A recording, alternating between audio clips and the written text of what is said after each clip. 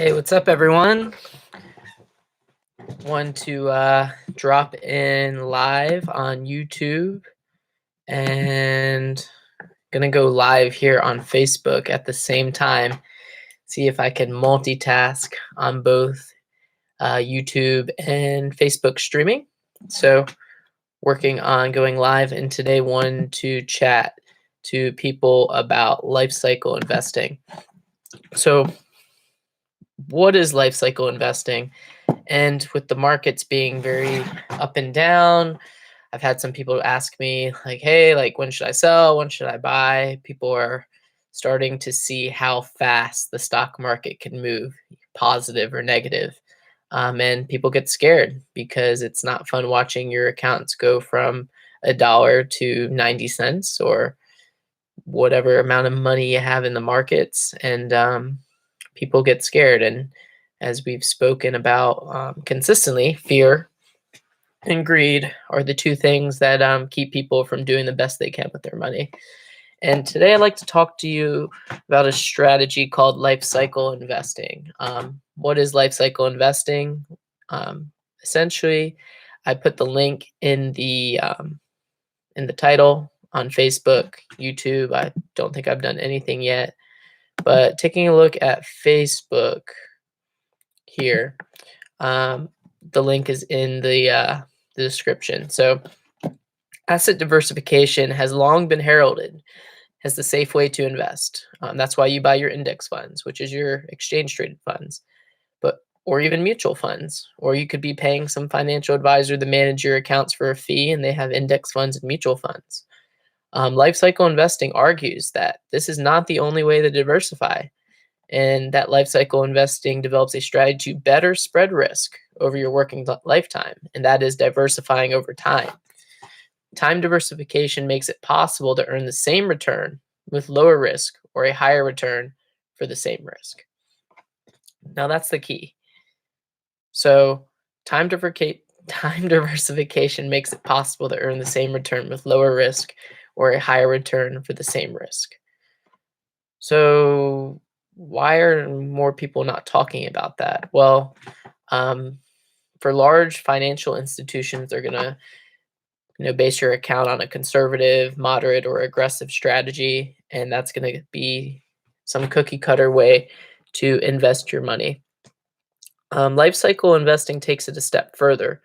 So it talks about time diversification.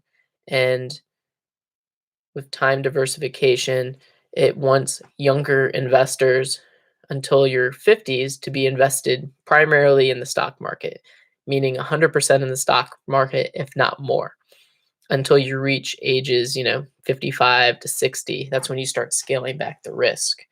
Um, it's crazy to think that people will buy a $200,000 house, they'll put, $10,000 down, and they leverage their money so that they can buy a house. Yet when it comes to investing in the stock market, we're taught that leveraging and borrowing is bad. So that's definitely something that a lot of us have a hard time wrapping our heads around, is borrowing our money to make money. Well, most people aren't buying their first home in cash, so you have to borrow money from the bank. You pay interest to the bank.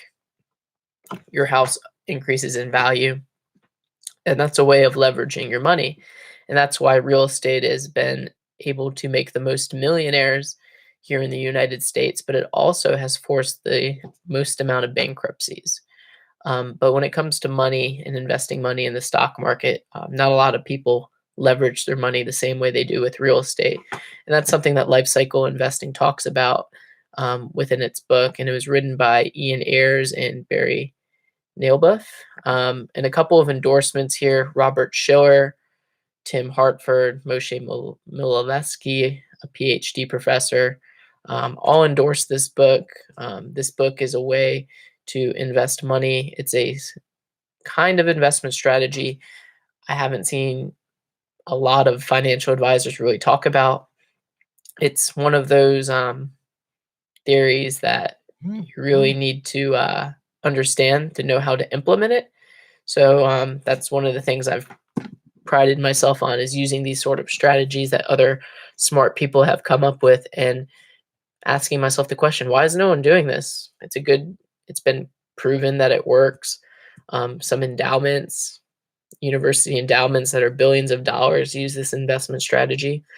So if someone who's managing billions of dollars uses this strategy, I'm sure most of us are not billionaires. There's not a lot of billionaires in the world, but we do want to replicate how they invest their money and what they've been doing. And life cycle investing is a way to do that.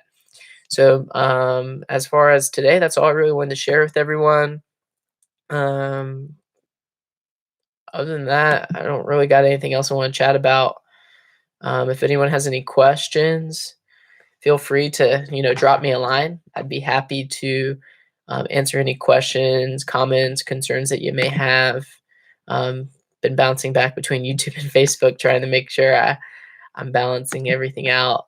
And make sure to go outside, go for a walk, enjoy the day. Look at the replay back on the video to learn more about life cycle investing, and visit the link that I provided for you. You can pick up this book for free in your library. Your library should have it, or you can pick it up on Amazon somewhere.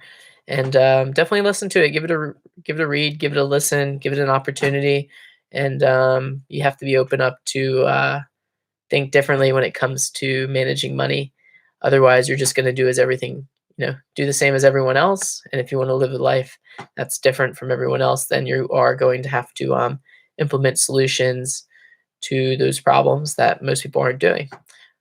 So enjoy the rest of the day. I'm going to drop off YouTube here. I'm going to end the stream.